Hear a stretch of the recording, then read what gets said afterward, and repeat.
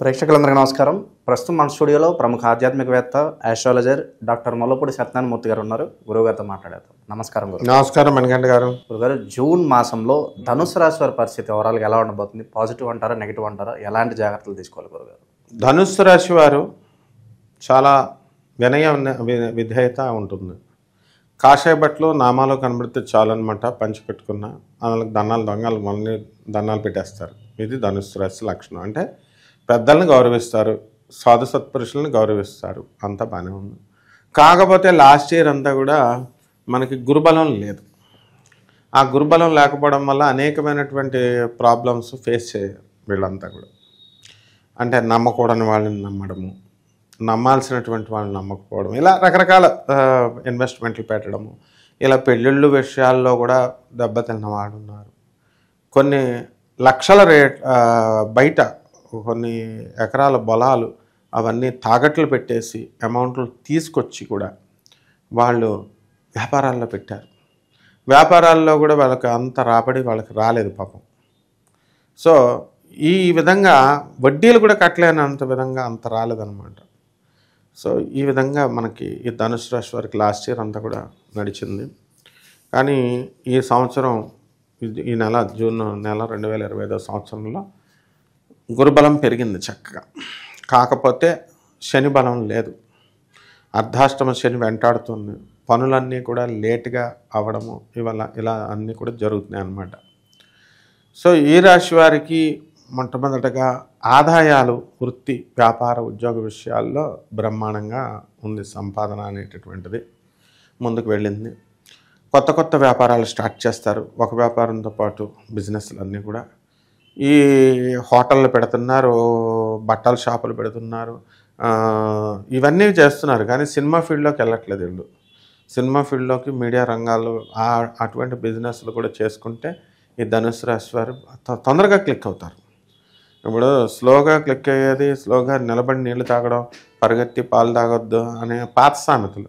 మరి అలాంటి వాళ్ళు పాత కంపెనీలను వదిలేసి కొత్త కంపెనీలో హైయెస్ట్ ప్యాకేజీలు ఇస్తామంటే గవర్నమెంట్ జాబ్లో రిజైన్ చేసి దూకేస్తున్నారు.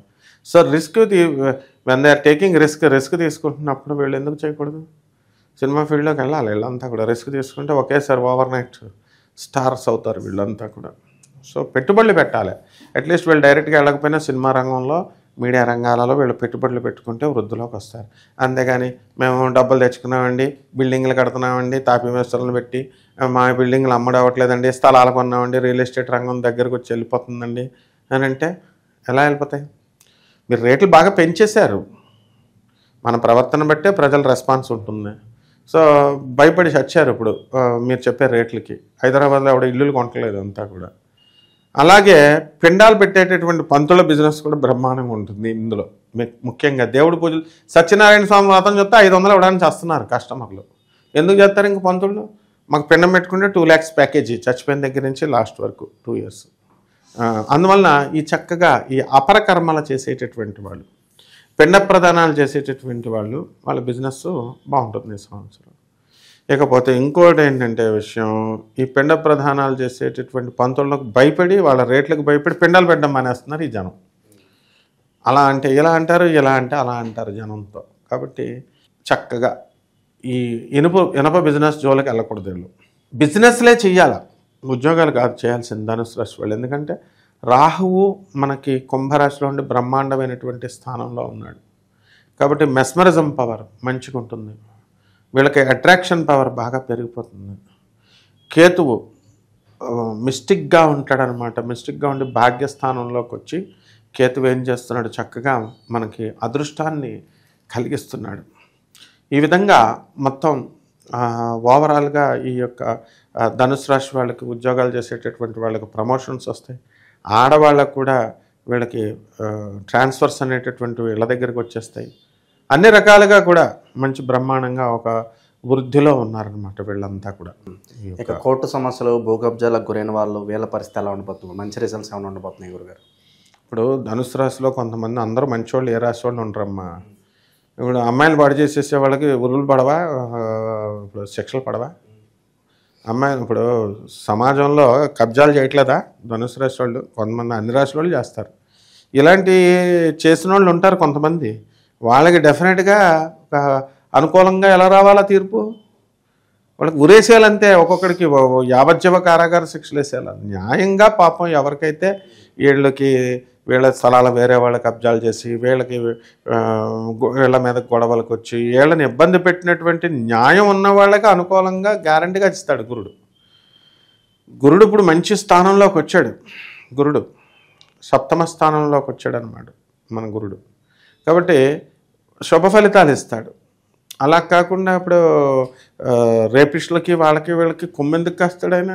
ధనుసు రాశి గురుడు మారిపోయినంత మాత్రాన్ని వీళ్ళకి వెధవ పనులు చేయమని చెప్పారా? కాబట్టి తోలు తీసేస్తాడు. ఈ రాజకీయ నాయకులు ఎవరైతే కబ్జాలు చేశారో వీళ్ళని ప్రమోషన్స్ ఇవ్వడంగా జైలుకి పంపించేస్తాడు ఏకంగా. ఇప్పుడు రాజకీయ నాయకుడు అవని ఎవరన్నా. అలాగే పెద్ద నేను మెగాస్టార్, నేను మెగా వ్యాపారస్తుని, టూప్ అని ఏమో చూడ్డావు గురుడు. తోసేయడమే అనమాట. తప్పు చేస్తే తోసేయడమే అనమాట. అంత స్ట్రిక్ట్గా ఈ యొక్క శనీశ్వరుడు ఈ అర్ధాశ్రమంలో ఉన్నాడు. కాబట్టి జాగ్రత్తగా ఉండాలి ధనుసు రాశి వాడు. ధర్మపదంగా నడుచుకోవాలి, ధర్మంగా నడుచుకోవాలి.